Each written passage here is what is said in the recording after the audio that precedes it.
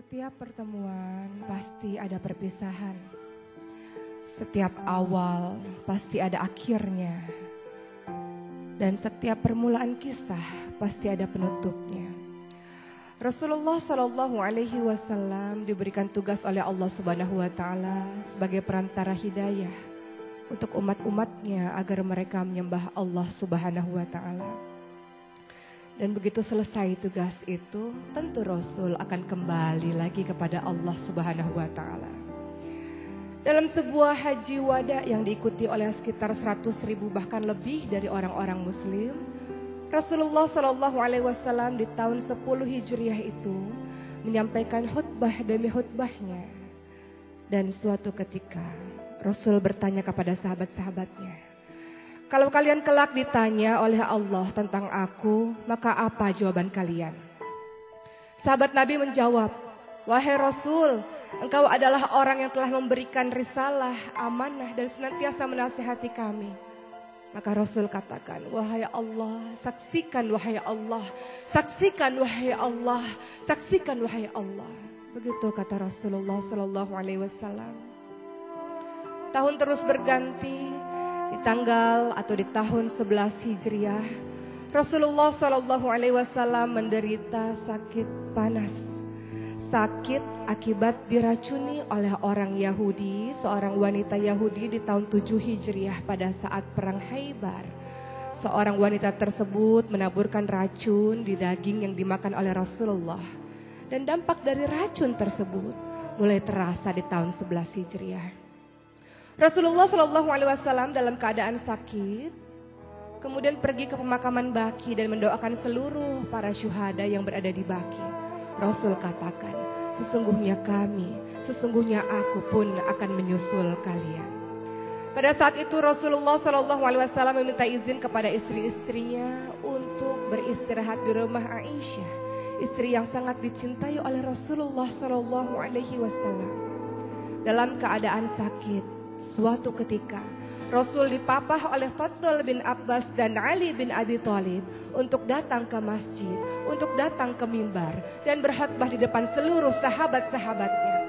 Rasul katakan, "Tidak ada yang aku khawatirkan dengan kalian kecuali pada saat dunia ini dibentangkan oleh kalian dan kalian berlomba-lomba untuk mengejarnya, dan dunia itulah yang akan membinasakan kalian," kata Rasulullah. Rasul melanjutkan lagi, seorang hamba Allah diberi pilihan oleh Allah untuk berada terus di muka bumi ini atau kembali kepada Allah dan menatap wajah Allah. Dan hamba tersebut memilih untuk kembali kepada Allah Subhanahu wa Ta'ala. Abu Bakar yang mendengar hal tersebut kemudian terseduh-seduh dan menangis, bersimbah air mata, dan ia mengatakan, "Wahai Rasulullah, aku, orang tuaku, ayahku, ibuku, jiwaku, hartaku menjadi tebusan untukmu, wahai Rasulullah." Rasul berusaha menenangkan Abu Bakar dan Rasul katakan, "Tenang Abu Bakar, dan tetaplah berada di tempatmu, wahai Abu Bakar." Seluruh sahabat merasa heran dengan kata-kata dari Abu Bakar dan air mata yang turun dari mata Abu Bakar. Mereka kemudian paham bahwa ternyata itulah isyarat bahwa hari terakhir dari Rasulullah SAW. Rasul lebih memilih Allah, Rasul lebih memilih memandang wajah Allah dibanding dengan terus berada di muka bumi ini. Maka seluruh sahabat pun menangis di masjid tersebut. Rasulullah dalam keadaan semakin lemah, kemudian dipapah kembali oleh Ali bin Abi Thalib dan Fadl bin Abbas kembali ke rumahnya. Pada saat itu Rasulullah berada di pangkuan di dadanya Aisyah, dan di subuh hari Rasulullah SAW berjalan tak seperti biasanya karena sebenarnya Rasul sudah semakin melemah. Namun pada hari itu Rasul membuka tirai di depan pintu rumah Aisyah yang langsung berhadapan dengan para sahabat yang sedang melaksanakan sholat subuh dipimpin oleh Abu Bakar.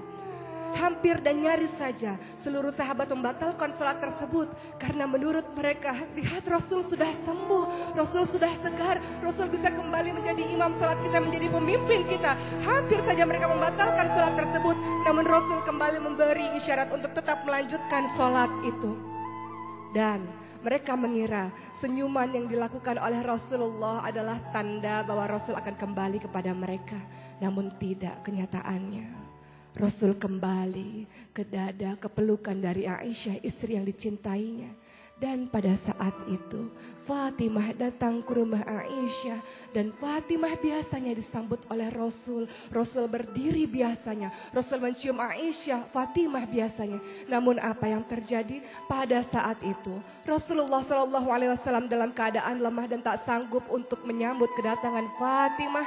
Maka Fatimah pun memandang ayahnya. Wahai ayah, betapa berat penderitaanmu wahai ayah. Betapa luar biasanya kesakitanmu wahai ayah. Apa kata Rasulullah? Inilah hari terakhir di mana aku merasakan penderitaan wahai Fatimah. Setelah hari ini aku tidak akan pernah merasakan penderitaan lagi. Rasulullah SAW membisikkan sesuatu di telinganya Fatimah. Dan Fatimah kemudian berlari dan menangis sejadi-jadinya. Dan kemudian Rasul mengatakan kembali Fatimah. Rasul kembali membisikkan kalimat-kalimat kepada Fatimah. Dan Fatimah pun kembali tertawa. Dan ternyata di kemudian hari orang-orang dan Aisyah bertanya pada Fatimah tentang bisikan Rasul. Fatimah menjawab, di bisikan pertama Rasul katakan bahwa Rasul akan pergi meninggalkan kita semua. Itu yang membuat aku menangis. Dan di bisikan kedua, Rasul mengatakan bahwa aku adalah orang yang paling pertama untuk menyusul ayahku Rasulullah. Dan itulah yang membuatku tertawa. Matahari semakin meninggi dan Rasulullah SAW semakin melemah. Pada suatu ketika ada seseorang mengetuk pintu rumah Rasulullah SAW. Dan Fatimah membuka pintu rumah tersebut dan mengatakan, untuk apa engkau datang kemari? Ayahku sedang sakit. Orang tersebut mengatakan, tidak, aku harus bertemu dengan ayahmu. Untuk apa? Ayahku sedang sakit. Fatimah menutup pintu rumah itu dan Rasulullah memanggil Fatimah dengan mengatakan, Fatimah, dialah malaikat maut Fatimah. Dialah yang memutuskan kebahagiaan sementara wahai Fatimah.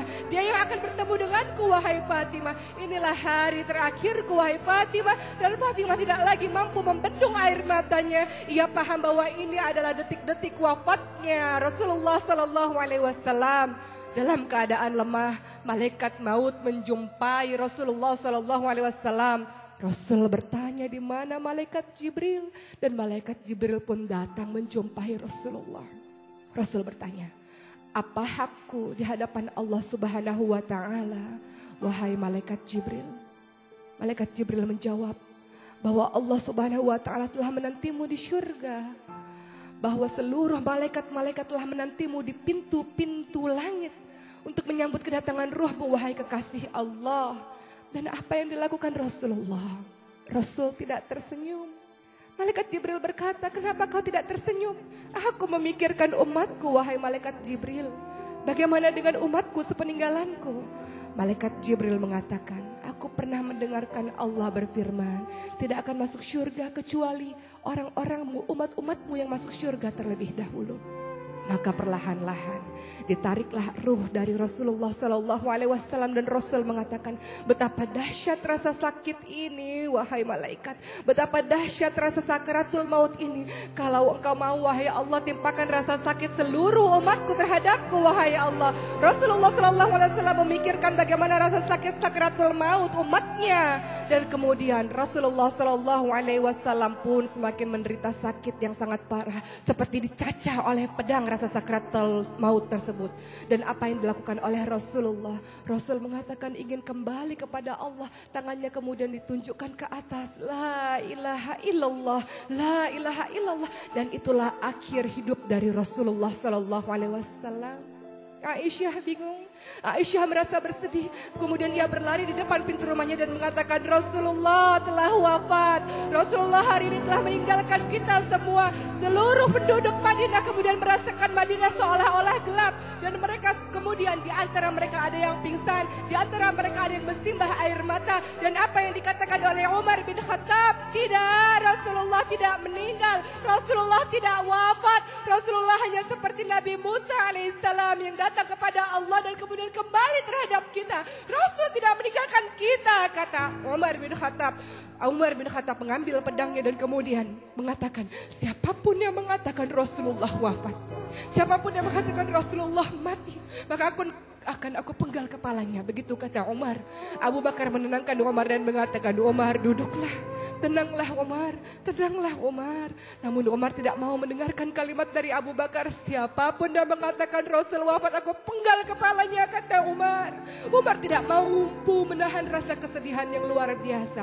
Umar, orang yang tegas ini, tidak mampu menahan air matanya. Kemudian Abu Bakar datang ke mimbar dan mengatakan, wahai manusia, ketika kalian menyembah Rasulullah, ketahuilah Rasulullah hanya manusia biasa yang mati. Tapi ketika kalian menyembah Allah, Allah hidup dan tidak pernah mati. Maka tertunduklah Umar, kemudian tersungkurlah Umar. Dengan bersimbah air mata ia mengatakan, wahai Rasulullah, wahai Rasulullah. Umar baru paham bahwa itulah matinya Rasulullah SAW. Seluruh orang yang ada di Madinah merasakan kedahsyatan, rasa sedih yang luar biasa.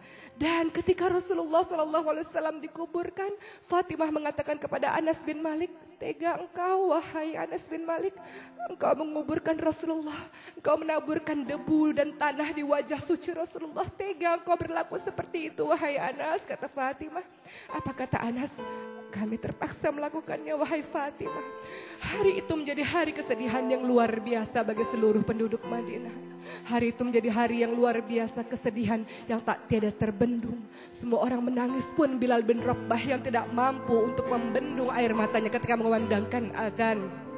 Wafatnya Rasulullah SAW meninggalkan kepedihan yang luar biasa di hati seluruh umat muslim, di hati seluruh orang-orang yang mencintainya. Bagaimanakah dengan kita? Rasul pernah berujar kepada seluruh sahabatnya, wahai sahabat-sahabatku, aku merindukan saudara-saudaraku. Siapa saudaramu Rasul? Kami ini saudaramu Rasul. Tidak, saudara-saudaraku bukan kalian-kalian sahabatku. Saudaraku adalah yang tetap beriman kepadaku padahal mereka tidak pernah melihatku. Aku merindukan perjumpaan dengan mereka. Bagaimana dengan kita? Ketika Rasulullah SAW sangat mencintai dan merindukanmu, bagaimana dengan lisanmu? Apakah senantiasa bersalawat kepada Rasul? Bagaimana dengan perbuatanmu? Apakah senantiasa menjalankan sunnah-sunnah Rasulullah? Bagi kita yang mengaku cinta terhadap Rasulullah, tenang, kita akan kembali bertemu dengan Rasulullah, karena Rasul senantiasa menunggu kita di telaganya Allah, di syurganya Allah. Rasul merindukan kita, mencintai kita, dan Rasul berharap kita mengikuti semua sunnah-sunnahnya agar kita bisa kembali kepada orang yang paling kita cintai. Siapa? Rasulullah SAW. Mudah-mudahan kisah ini membuat kita mencintai dan lebih merindui Rasulullah. Dan ingat, setiap perpisahan di muka bumi ini akan ada pertemuan yang abadi kelak, di mana di syurganya Allah. Jangan ada air mata. Kita kembali bersama Rasulullah, bertemu dengannya di syurganya. Insya Allah, wahai pecinta Rasulullah. Mudah-mudahan menjadikan hikmah. Insya Allah.